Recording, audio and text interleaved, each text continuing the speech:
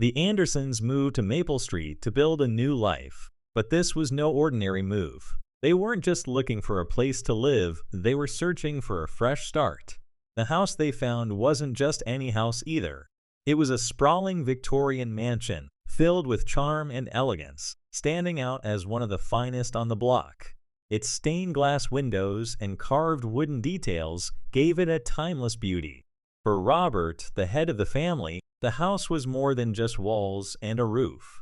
As someone who worked with antique furniture, he saw the mansion as a masterpiece, a perfect blend of craftsmanship and history. Elizabeth, his wife, saw the house differently. It was her chance to create new memories and leave behind the heartbreak of losing her first husband. Then there was Sophie, Elizabeth's daughter, who saw the house as a blank canvas. As an artist, she loved the high ceilings, the big windows, and the soft light that filled every room. The family had bought the house at a bargain, but it wasn't just luck. The previous owners had sold it quickly as they moved out of state. For the Andersons, it felt like fate. Each of them had their reasons to be excited, but as they unpacked and explored their new home, it was clear that this house would become more than they ever expected. The Anderson family had arrived, ready for a fresh beginning, but their story was just getting started. The Andersons hadn't even finished unpacking when the neighbors started to arrive. It seemed like everyone on Maple Street was curious about the new family in the big Victorian house. First came Martha Higgins, an older woman with sharp eyes and a warm smile. She brought an apple pie that smelled of cinnamon, a simple but thoughtful welcome. She wasn't alone for long. Soon after, the Colemans stopped by. John, a professor at the local university, introduced his wife Mary and their red-haired twins. The twins peeked curiously at the Andersons while their parents exchanged polite greetings. Then came Mrs. Peterson with her tiny pug in tow, and Mr. Thompson, the local historian, who was eager to share stories about the neighborhood's history. By the end of the day, it felt like half the street had stopped by, each with a friendly introduction or a small gift. Cookies, casseroles, and even a bouquet of flowers made their way into the Andersons' home. Maple Street was clearly a close-knit community where everyone knew each other and newcomers didn't stay strangers for long. The Andersons were surprised but grateful for the warm reception. Robert listened politely as Mr. Thompson talked about the house history, while Elizabeth appreciated the chance to meet people who might become friends. Sophie, though quiet at first, found herself drawn to the twins, who asked endless questions about her art. The family was settling in, and Maple Street was already starting to feel like home. Little did they know, these new faces would soon play unexpected roles in the chapters to come. In the basement of the Andersons' new home, Robert found his sanctuary. The large, open space was perfect for his workshop. It was where he could work with his hands, restoring antique furniture to its original beauty. He wasted no time setting up, arranging his tools, varnishes, and wood samples with care. For Robert, this wasn't just work, it was his passion. Sophie often wandered down to the workshop, drawn by the smell of polished wood and the sound of her stepfather's tools. She found the process fascinating, watching as Robert explained the grain of different woods or the techniques needed to restore delicate details. It was more than just furniture to him. Each piece had a story, and he loved sharing those stories. Sophie's artistic eye found inspiration in the workshop. She'd sit quietly, sketching the textures and patterns she saw, adding her own creative twist. Robert encouraged her interest, pointing out details she might have missed and praising her talent. The two began to bond over their shared appreciation for craftsmanship and art. Elizabeth noticed this connection between her husband and daughter. At first, it seemed like a natural extension of their shared interests, but she couldn't shake a feeling she couldn't quite name. The workshop, once a place of creativity and skill, was slowly becoming the backdrop for something more complicated, something that would ripple through their lives in ways none of them expected. Evenings in the Anderson household were quiet but lively in their own way. The dining room, with its grand fireplace and polished wooden table, became the heart of their home. Every night, the family gathered there to share meals, talk about their day, and settle into their new life. Robert, as always, took his seat at the head of the table, naturally falling into the role of the family's anchor. Elizabeth enjoyed these moments, often encouraging light-hearted conversations. She shared updates from her new job at the library, where she had begun organizing community events. Sophie would chime in, talking about her sketches or plans for art school. Robert, however, often dominated the conversation with stories about his latest restoration projects.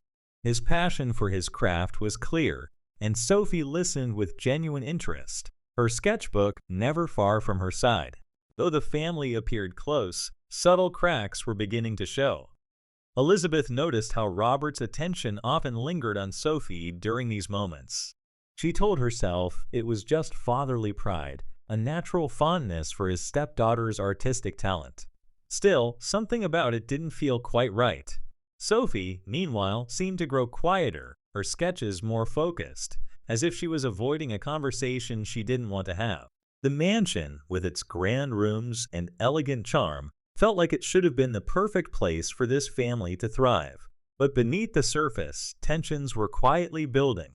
These evening gatherings, though warm on the surface, hinted at a shift in the family dynamic that would soon be impossible to ignore. As the days passed, Sophie's love for art blossomed in ways she hadn't expected.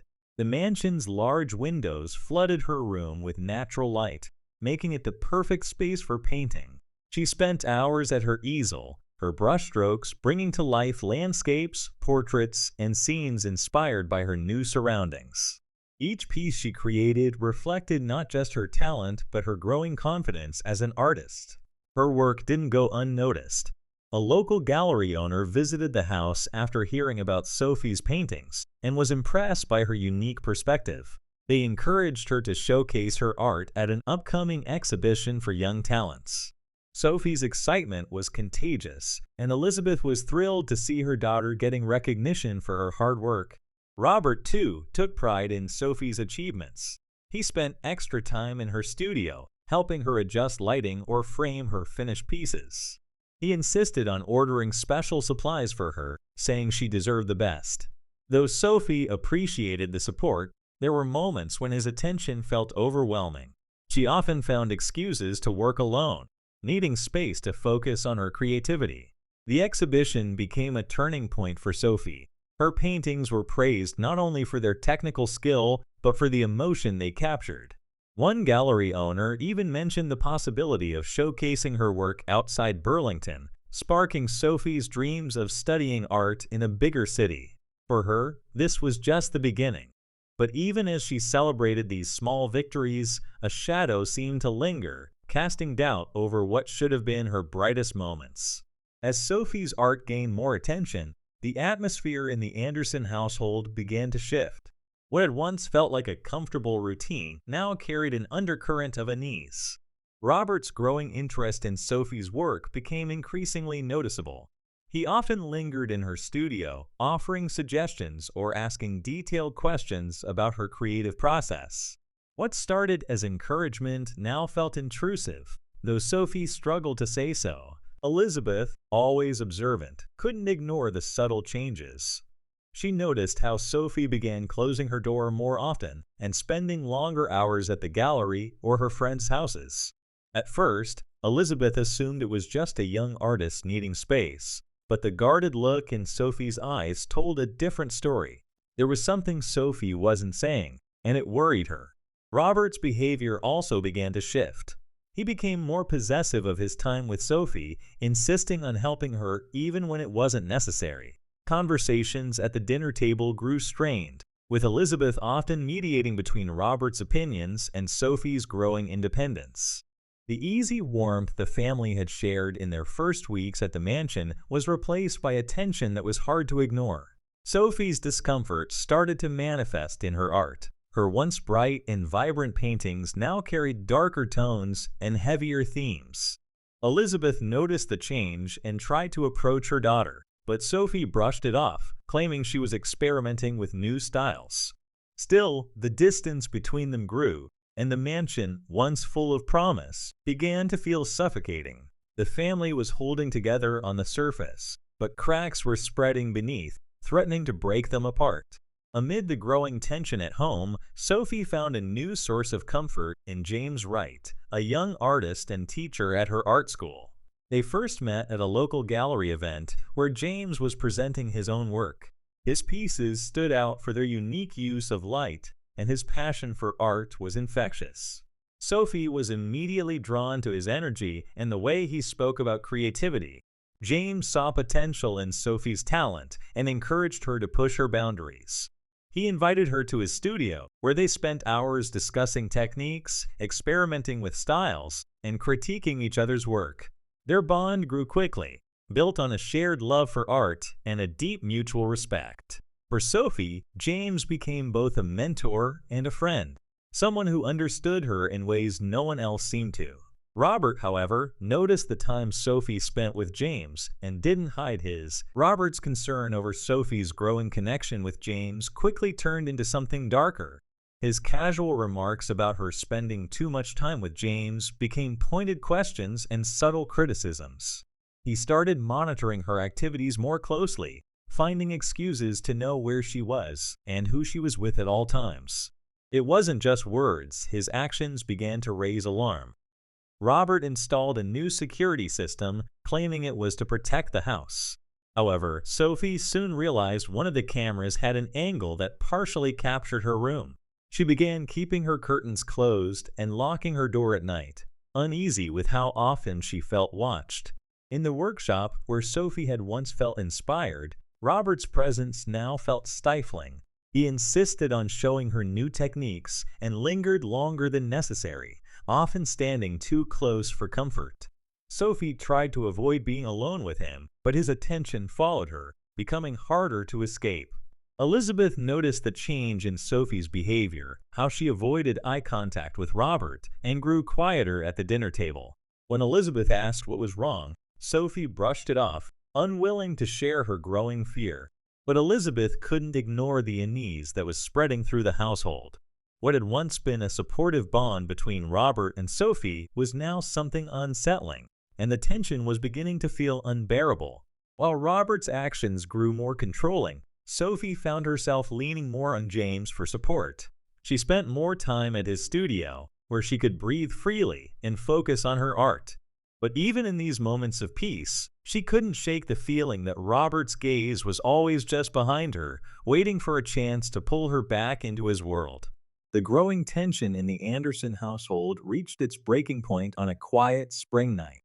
Sophie had been spending more time away from home, finding solace in James's studio as she prepared for an upcoming art exhibition.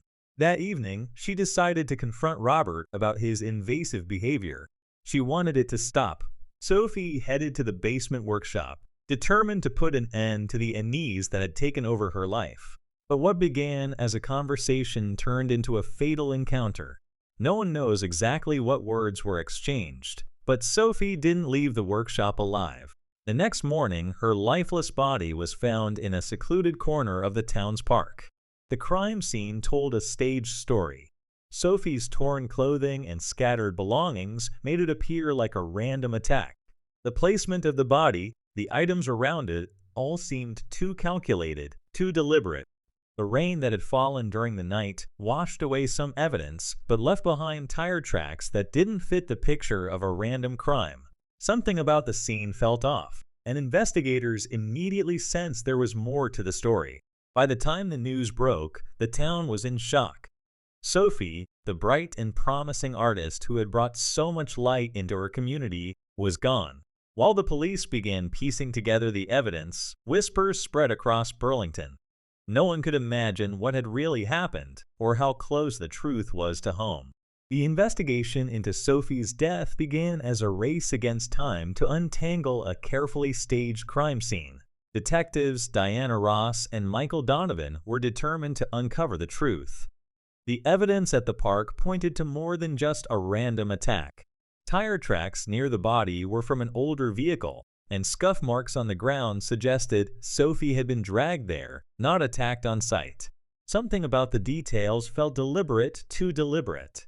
Their first step was to look closer at Sophie's life. Friends, neighbors, and family were interviewed, providing a picture of a young woman with growing fears about her stepfather. Elizabeth, though grief-stricken, shared small but troubling details about Robert's behavior. The cameras he installed, the way he often hovered near Sophie, and his unusual interest in her daily routine. Neighbors added more to the puzzle, describing Robert's increasing agitation after Sophie began spending time with James. Forensics played a critical role. Fibers from Sophie's clothing matched materials found in Robert's workshop.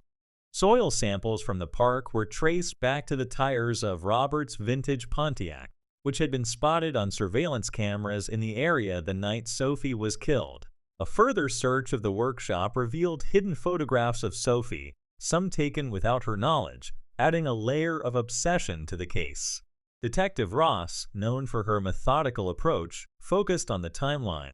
Robert claimed he had been home all night, but phone records showed he sent messages to Sophie shortly before her death, messages she never opened. Surveillance footage from a street camera captured his car at 1:15 a.m., leaving no doubt he was out during the critical hours. The final breakthrough came when DNA under Sophie's fingernails matched Robert's. It was undeniable evidence of a struggle. Combined with witness statements, forensic findings, and Robert's increasingly inconsistent alibi, the detectives built a compelling case. The more they uncovered, the clearer it became that Sophie's death was not a random act of violence, but the result of a calculated and obsessive plan.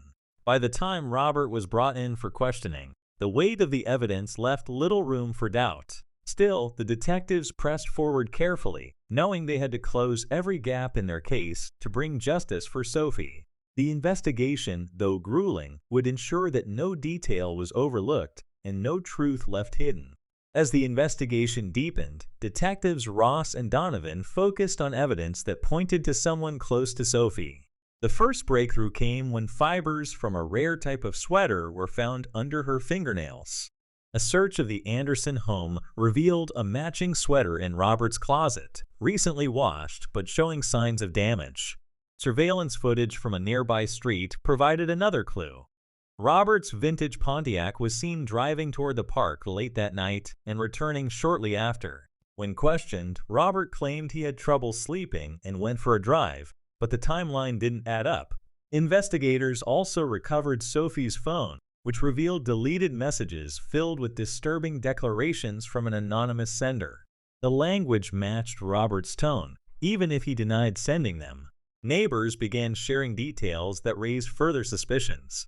One mentioned seeing Robert's car outside the house at odd hours, while another recounted his behavior during Sophie's engagement announcement, how he seemed visibly upset and distracted.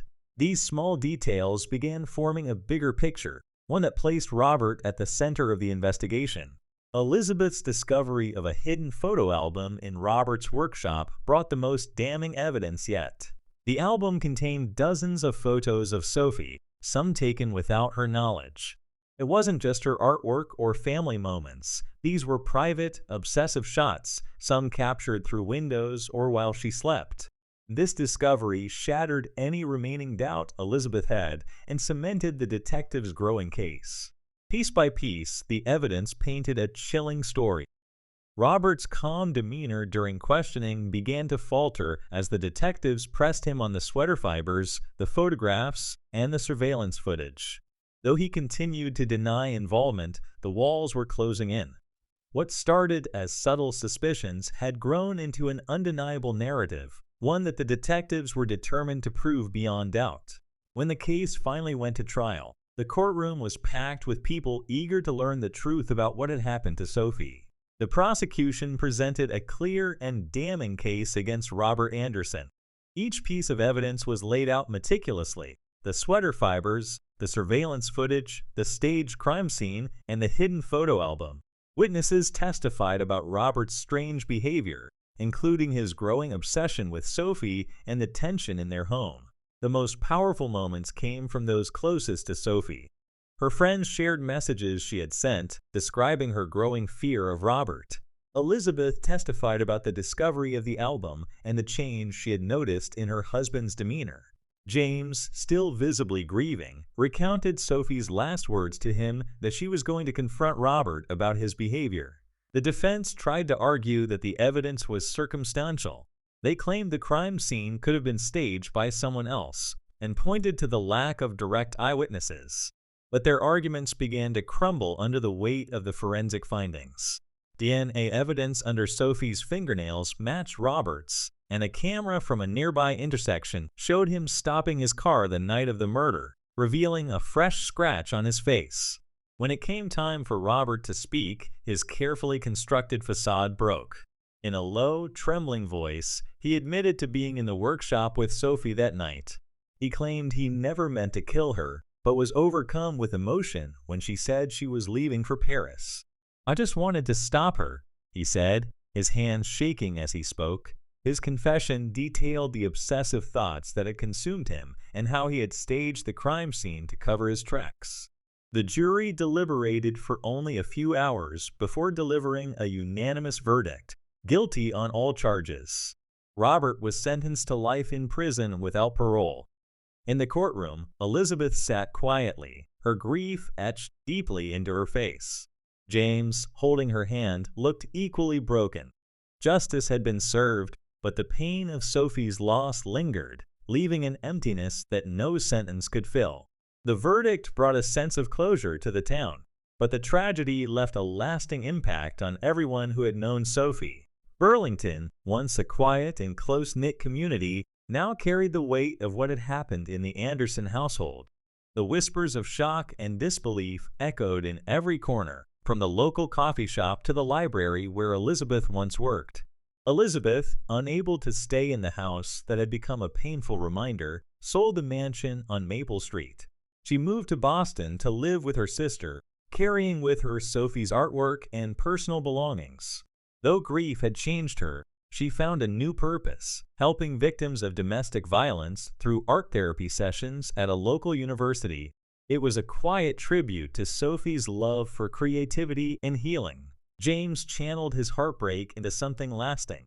He opened the Sophie Clark Art School in Burlington, a space for aspiring artists to learn and grow. Her paintings hung on the walls as a reminder of her talent and the dreams she never had the chance to fully realize.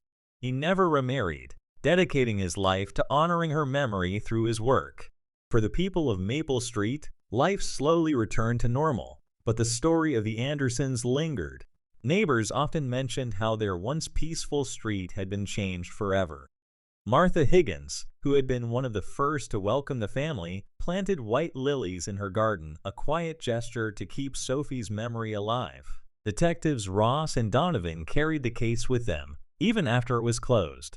It became a reminder of the darkness that can hide in plain sight and the importance of staying vigilant. Occasionally, they visited Sophie's grave, leaving flowers and standing in silence. Her death had marked their careers, not just for the challenge it presented, but for the human cost that came with it. The tragedy on Maple Street left scars that would never fully heal. But through the art Sophie created, the school James built, and the memories Elizabeth carried, her legacy continued to inspire, offering hope in the face of loss. Burlington moved forward, but Sophie's story remained a part of its soul. Even in her absence, Sophie's talent continued to touch lives. Her paintings, once admired in local galleries, became symbols of hope and resilience. James ensured her work reached a wider audience by organizing exhibitions in her name, showcasing not only her finished pieces, but also her sketches and unfinished works. These exhibitions drew visitors from across the region, many moved by the story of a young artist whose life was cut tragically short. The Sophie Clark Art School quickly became a cornerstone of the Burlington community. Aspiring artists filled its classrooms, learning techniques and exploring their creativity under James' guidance. He made sure the school reflected Sophie's spirit, a space where art could heal, inspire, and bring people together. Her unfinished self-portrait hung in the school's lobby, a poignant reminder of her potential and the dreams she had yet to achieve. Elizabeth also played a quiet but significant role in preserving Sophie's legacy.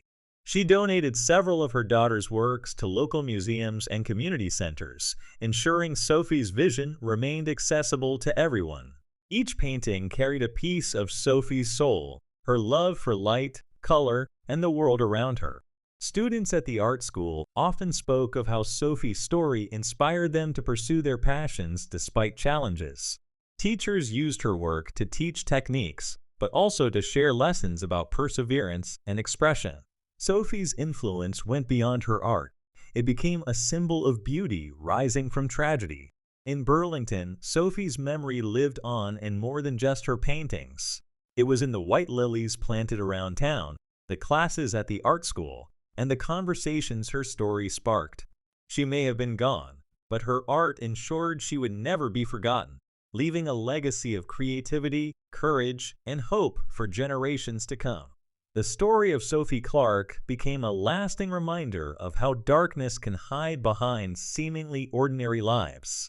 Burlington, a quiet town with friendly neighbors and charming streets, had been shaken to its core by a tragedy that no one saw coming. Robert Anderson, once regarded as a skilled craftsman and devoted family man, was revealed as a man consumed by obsession, a hidden danger that ultimately led to unthinkable consequences. In his prison cell, Robert showed no remorse. Psychiatrists who spoke with him noted that he viewed his actions not as crimes, but as an extreme expression of love. His delusion remained intact, leaving him isolated and unrepentant. For those who had known him, the truth of his actions was harder to reconcile. How could someone who seemed so normal harbor such destructive feelings? Elizabeth, meanwhile, found strength in moving forward. Though her grief would never fully leave her, she refused to let it define her. Her work in art therapy brought her purpose, and through helping others, she honored Sophie's memory. James continued to dedicate himself to the art school, finding solace in teaching others what Sophie had taught him about the beauty of light, color, and persistence. For the detectives who worked the case, it became a defining chapter of their careers. Diana Ross often spoke about how the investigation had taught her to look deeper, to question the seemingly innocent facades people build around themselves. Michael Donovan, less vocal but equally changed, carried the weight of the case as a quiet reminder of the fragility of trust and the hidden dangers within close relationships. The mansion on Maple Street was sold to a new family, and while its rooms were filled with laughter once again, its past lingered like a shadow. The townspeople spoke less about the tragedy as time went on, but the memory of Sophie Clark remained woven into Burlington's history. Her story served as both a warning and a tribute, a tale of what happens when obsession overtakes reason and the enduring power of art to heal and inspire. Though the final chapter seemed to close with Robert's conviction, the impact of his actions rippled far beyond that verdict.